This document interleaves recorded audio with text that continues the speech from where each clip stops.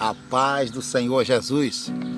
Aqui é o pastor Edson Viana com mais um vídeo para abençoar a sua vida. Nós estamos aqui na continuação do nosso curso teológico com mais uma lição das lições bíblicas da CPAD. Hoje o título da lição é A Instituição da Monarquia em Israel. Fique comigo até o final e você com certeza vai aprender mais um pouco da palavra de Deus. Desde já, muito obrigado, um grande abraço por estar me acompanhando nesta lição. Antes de começar, gostaria de lembrar você 3 coisas importantes. Primeiro, se você não é inscrito no nosso canal, se inscreva aí agora. Clique em inscrever-se e ajude esse canal a ministrar, a propagar a palavra de Deus. Segundo, curte, não esqueça de curtir o nosso vídeo. Curte porque a sua curtida nos ajuda a chegar até outras pessoas, tá bom? E acima de tudo, compartilhe este vídeo. Este curso tem abençoado a vida de muitas pessoas e eu quero não só que você seja abençoado por esse curso, mas também outras pessoas. E você abençoa outras pessoas compartilhando este vídeo, tá bom? Não esqueça de compartilhar. Nós estamos na lição 5. Hoje estamos na lição 5. Quero lembrar você que é importante você assistir os outros vídeos que tem as lições 1, 2, 3 e 4, tá bom? O assunto da nossa lição hoje é a instituição da monarquia em Israel. O texto áureo está em 1 Samuel 8, 4 e 5. Diz assim a palavra de Deus: Então todos os anciãos de Israel se congregaram e vieram a Samuel a Ramá e disseram-lhe: Eis que já estás velho e teus filhos não andam pelos caminhos ou pelos teus caminhos.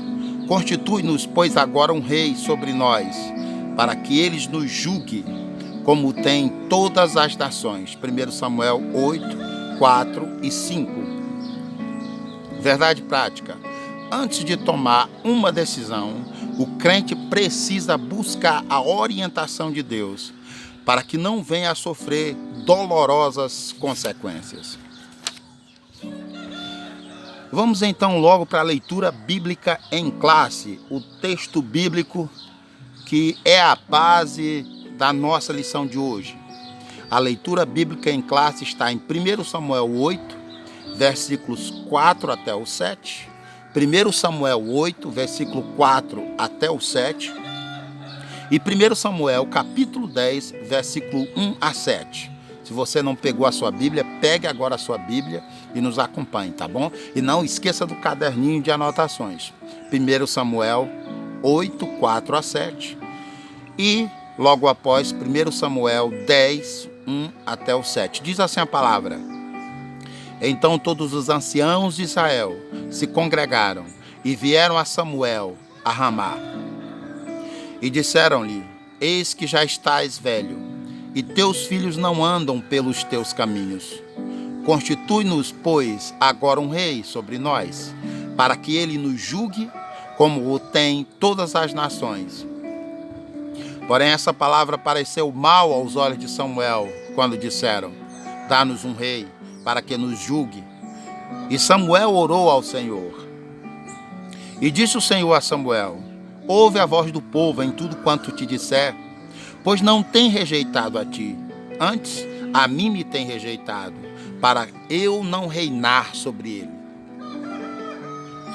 1 Samuel 10, versículo 1 até o 7. Versículo 1. Então tomou Samuel um vaso de azeite, e lhe o derramou sobre a cabeça, e o beijou, e disse: Porventura te não tem ungido o Senhor por capitão? Porventura o Senhor não tem te ungido por capitão sobre a sua herdade? Partindo-te hoje de mim, acharás 2 homens junto ao sepulcro de Raquel, no termo de Benjamim, em Zelza, os quais te dirão: Acharam-se as jumentas que foste buscar, e eis que já o teu pai deixou o negócio das jumentas, e anda aflito por causa de vós, dizendo: Que farei eu por meu filho?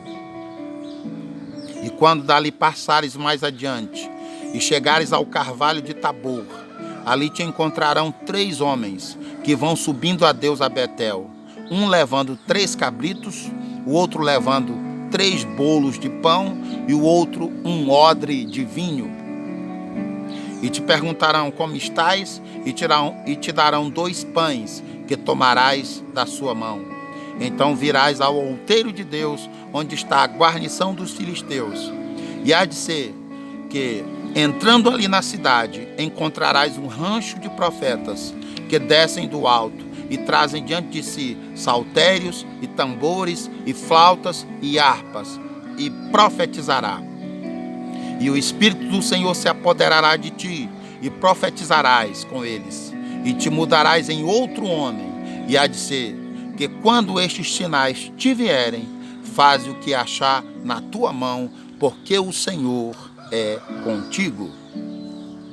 Esse é o nosso texto bíblico básico. Começando a nossa introdução, lembrando do título da nossa lição hoje, lição 5, a instituição da monarquia em Israel. Comentário, introdução. Ao tratar da instituição da monarquia em Israel, não podemos ignorar a soberania de Deus ao estabelecer essa forma de governo. Embora a monarquia fosse um desejo nacional, Deus interveio e, segundo a sua vontade, estabeleceu essa forma de governo. Outrora, ele levantava juízes em diversas regiões, mas agora ele levantaria uma monarquia em Israel. Nesse sentido, estudaremos a razão da monarquia, a escolha do rei Saul, o primeiro rei de Israel, e o mérito dessa escolha. Então, é muito importante a gente saber desde já o que a gente vai aprender nesta lição. Nós vamos aprender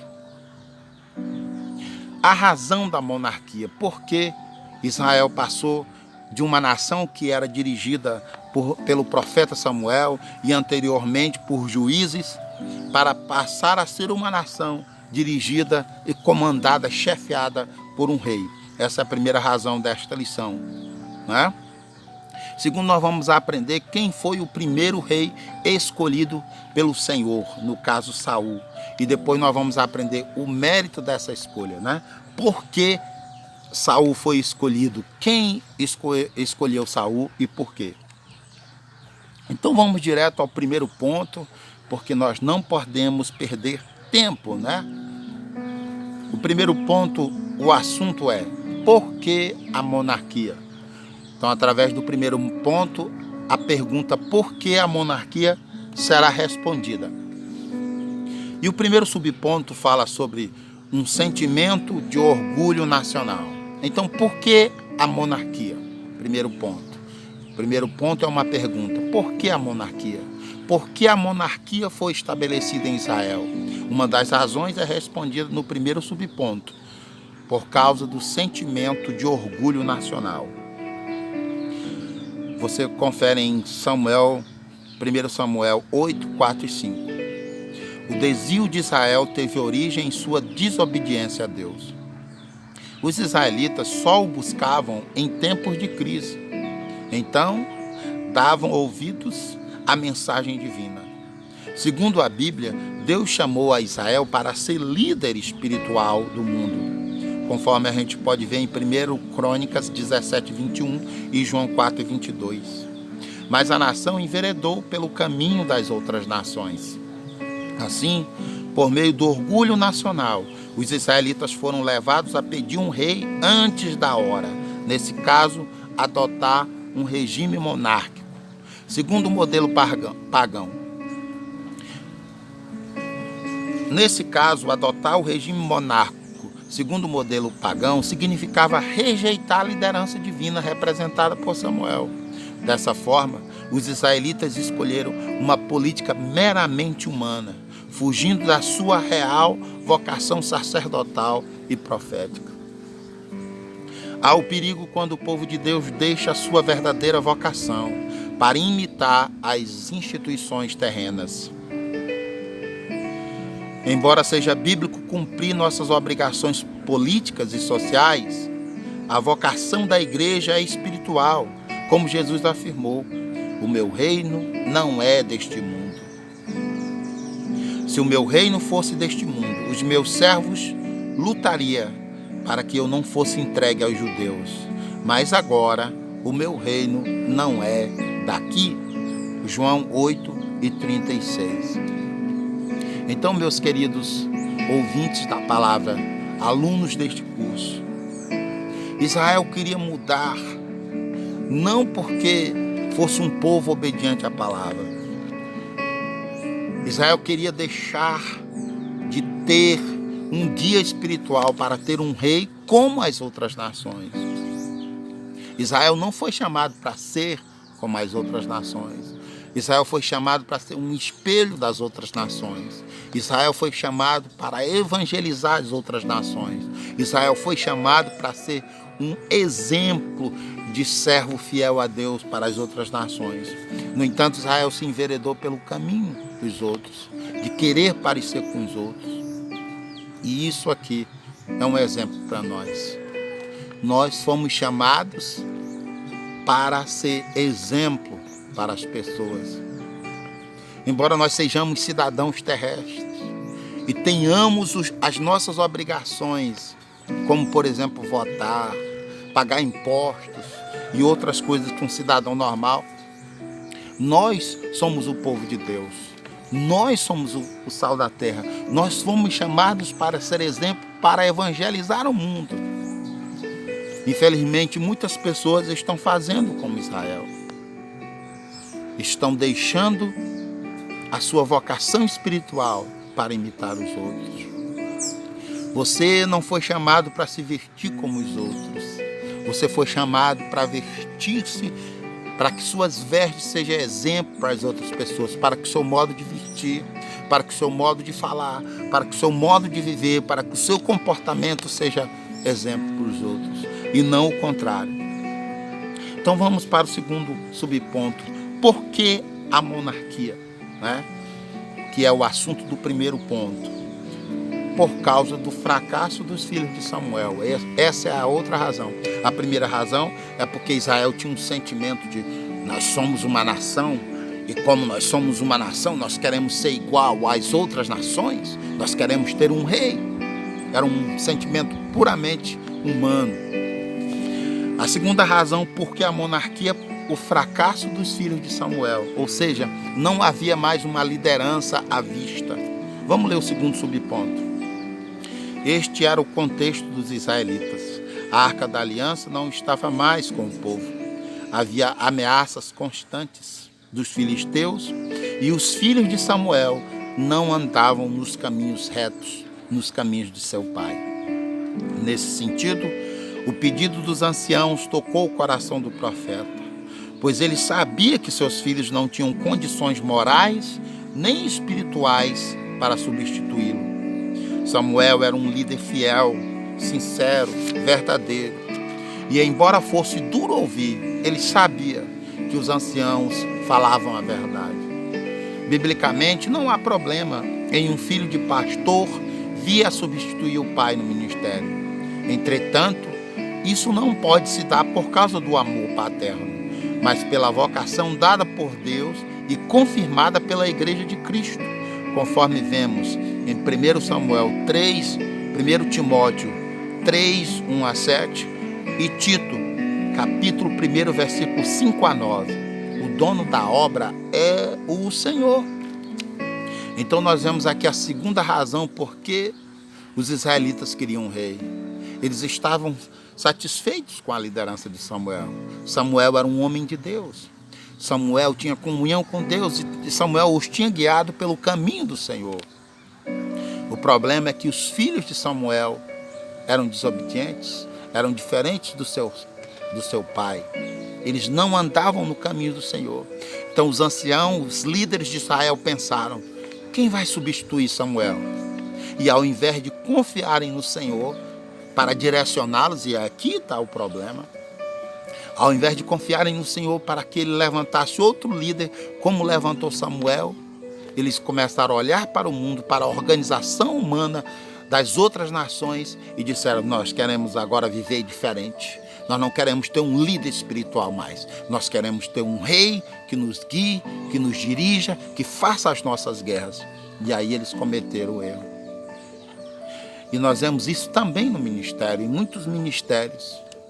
Os pais preparam os filhos para substituí-los sem averiguar se seus filhos têm chamado. Não tem problema um filho de pastor ser pastor.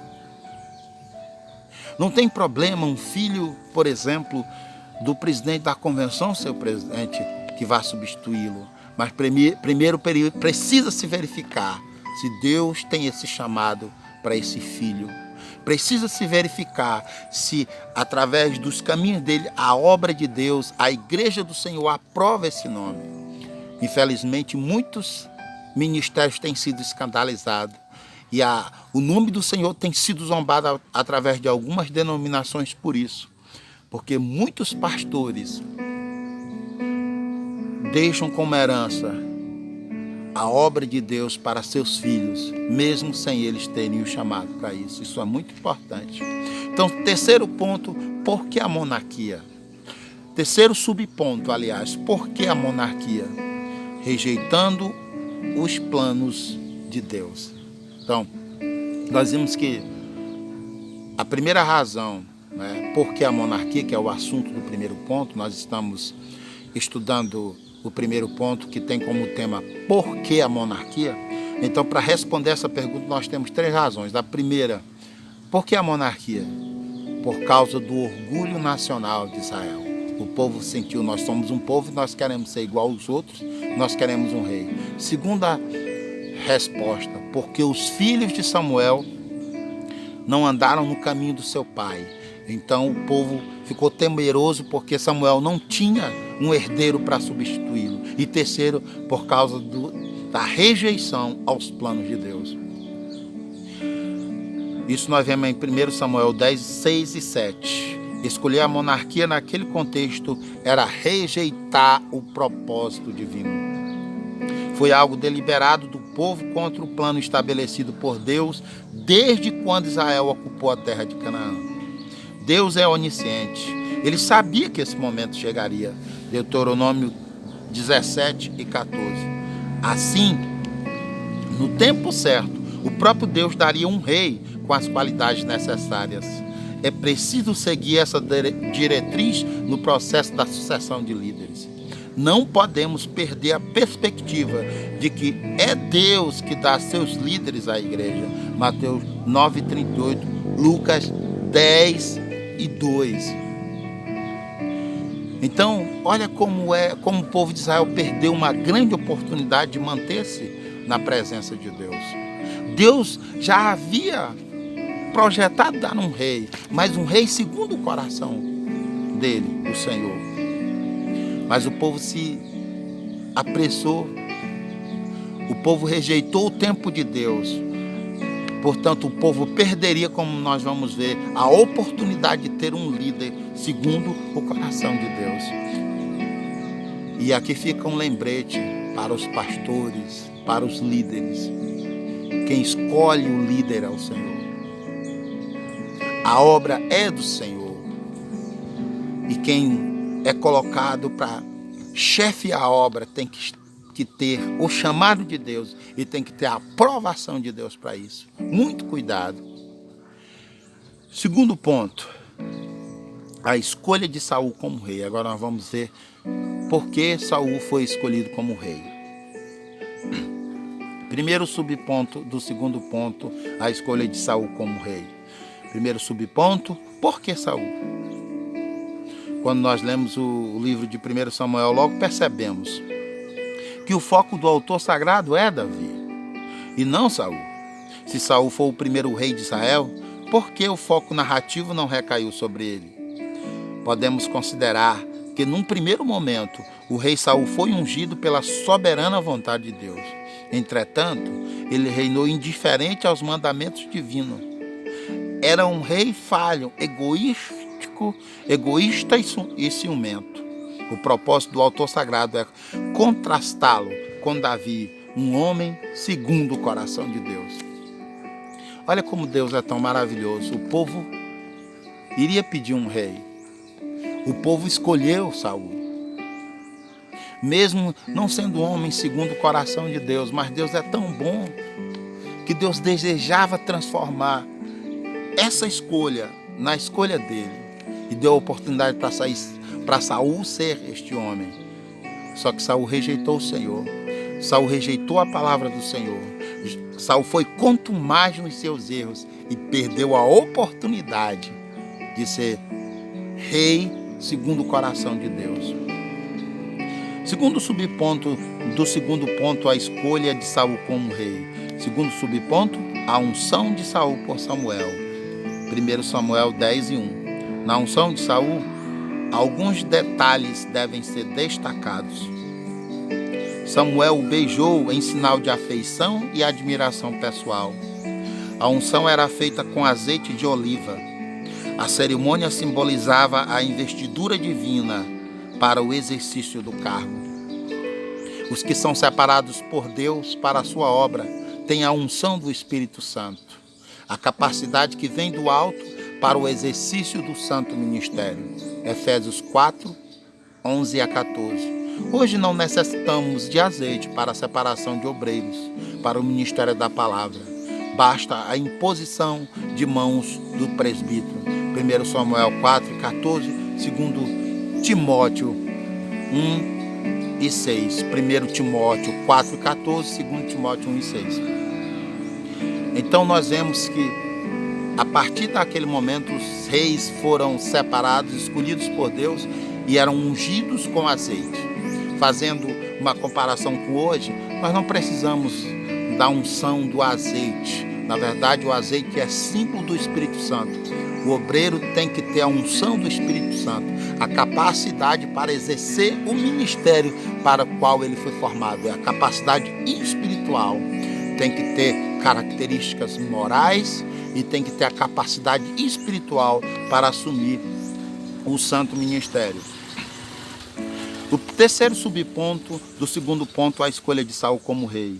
Os sinais de confirmação da unção.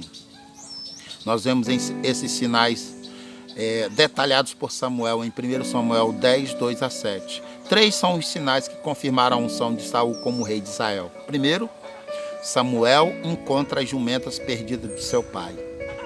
Segundo, ele encontra 3 homens no Monte Tabor, um levando 3 cabritos, outro 3 bolos de pão e o outro um odre de vinho. E 3, a capacidade de profetizar pelo Espírito Santo de Deus. Isso aqui é muito interessante. O primeiro sinal representava o trabalho que o rei teria.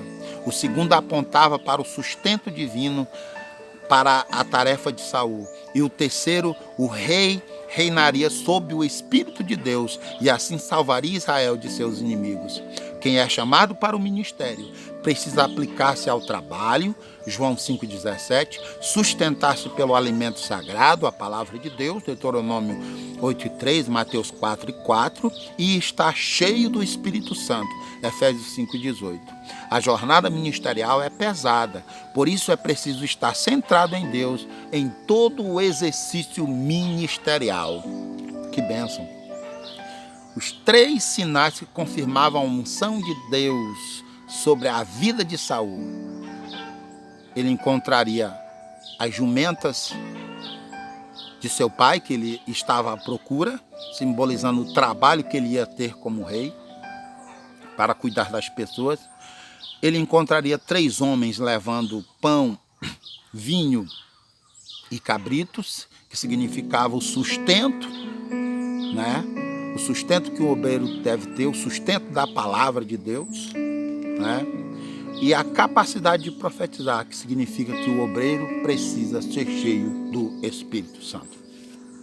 Vamos ver se a gente termina aqui. Terceiro ponto, o rei que o povo escolheu. O rei que o povo escolheu.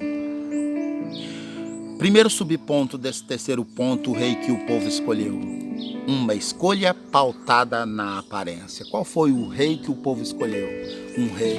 Uma escolha pautada na aparência. Saul rejeitou a palavra do Senhor. Assim, brevemente, Deus daria ao povo um rei segundo o seu coração. 1 Samuel 13:13, 1 Samuel 15:23. Entretanto, para o povo, Saul era um candidato que enchia os olhos. Fisicamente, era um homem notável, 1 Samuel 9:2. O povo não via nada além da aparência humana. Mas Deus, que sonda todas as coisas, conhecia o coração de Saul. Mesmo não sendo o ideal do ponto de vista divino, Deus o designou e o nomeou. O povo escolheu Saul pela aparência. Esse é o problema hoje. Cuidado com a aparência. Escolha segundo a vontade de Deus. Você que quer casar, escolha o seu cônjuge segundo a vontade de Deus. Escolha ele segundo a vontade de Deus. Escolha ela segundo a vontade de Deus. Se você vai morar em um lugar, vai mudar de lugar, escolha o lugar segundo a vontade de Deus. O povo escolheu pela aparência. Não escolha pela aparência. As aparências enganam, já diz o ditado. Deus vê o coração. Deus vê o sentimento que o ser tem por ele. Deus se agrada daqueles que têm sede dele. Deus procura aqueles que amam a ele, que têm um coração voltado para ele. Segundo subponto, os direitos do novo rei. Nós estamos no terceiro ponto, o rei que o povo escolheu. O segundo subponto, os direitos do novo rei. O profeta Samuel esclareceu que o rei teria os seguintes privilégios. Todos estariam sob o poder do novo rei e prontos para servi-lo na guerra, no trabalho do campo e da cozinha real, na implantação de impostos, no confisco de escravos para o trabalho, na produção de perfumes e na cobrança dos dízimos da produção. No Antigo Testamento, essa é a única vez que se trata de dízimo cobrado pelo rei. 1 Samuel 8, 10 a 17. Então, aqui nesse trecho, se você quiser ver os pormenores, 1 Samuel 8, 10 a 17 fala sobre os direitos dos reis, né? O que o povo, já que o povo queria um rei, ele se obrigava a certas obrigações, né? O novo rei tinha direito a escolher quem ele quisesse para ir para a guerra, a escolher quem ele quisesse para trabalhar no campo dele, na cozinha dele. Ele podia escolher os escravos que ele quisesse, né, do povo. Esses eram os direitos do rei, além de outras coisas. Assim, as exigências descritas por Samuel faziam parte do novo sistema político que o povo tanto desejava, um padrão desenvolvido pelas nações gentílicas. No Novo Testamento, a recomendação evangélica de como o cristão deve portar-se na forma de governo político temporal vigente. Romanos 13, 1 a 7, 1 Pedro 13 a 17. Esses textos do Novo Testamento nos ensinam como nos portar diante das autoridades, como ser um cidadão segundo a vontade de Deus. Esse texto nos ensina a respeitar, a nos submeter às autoridades, a nos submeter às leis, desde que elas não sejam contrárias à vontade de Deus. Terceiro subponto do terceiro ponto, o rei que o povo escolheu, o novo sistema político e o aspecto teológico. Deus sempre cuidou de Israel, deu-lhe mandamentos, escolheu lideranças para representá-lo em momentos ímpares. Fez com que o povo se arrependesse e se voltasse para ele muitas vezes. Agora não seria diferente. O Senhor não se afastaria da nação. Se originalmente esta não era a vontade de Deus, o Criador usaria esse modelo para guiar o seu povo. Ele já preparara um rei segundo o coração dele. 1 Samuel 13, 14. Nesse novo modelo, a liderança seria centralizada na pessoa do rei. Sacerdotes e profetas representariam o conselho de Deus para o governo monárquico. Assim, o Altíssimo conduziria o seu povo pela história. Então não era a hora ainda de um rei. Deus não havia escolhido Saul para reinar sobre o povo. Só que o povo escolheu Saul e Deus, que é um Deus de misericórdia, disse: tá bom, vocês escolheram um rei, vou abençoar ele. Se ele andar segundo a minha vontade, vou abençoar ele, vou abençoar a sua posteridade. Mas lembrou para o povo, não fui eu que escolhi. Eu já preparei um. Se Saul falhar, eu já tenho um. A Bíblia diz que Deus escolheu Davi para ser rei de Israel. Então, meus amigos, meus irmãos, obrigado por estar comigo até agora. Vamos ver a conclusão. Deus é o Senhor da história.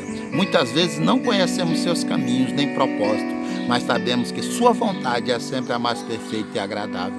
Não podemos perder de vista que o Pai é quem governa nossas vidas. Como cristãos, devemos buscar as bênçãos de que a nossa vontade e escolhas estejam sempre bem alinhadas com as escolhas de Deus. Não podemos perder de vista que o Pai é quem governa a nossa vida. Como cristãos, devemos buscar a bênção de que a nossa vontade e as escolhas estejam sempre bem alinhadas com as escolhas de Deus. Tá bom? Então, um grande abraço e até a próxima aula. Que Deus te abençoe, abençoe você e sua família. Inscreva-se, compartilhe esse vídeo e dá um like aí, tá bom? Um grande abraço.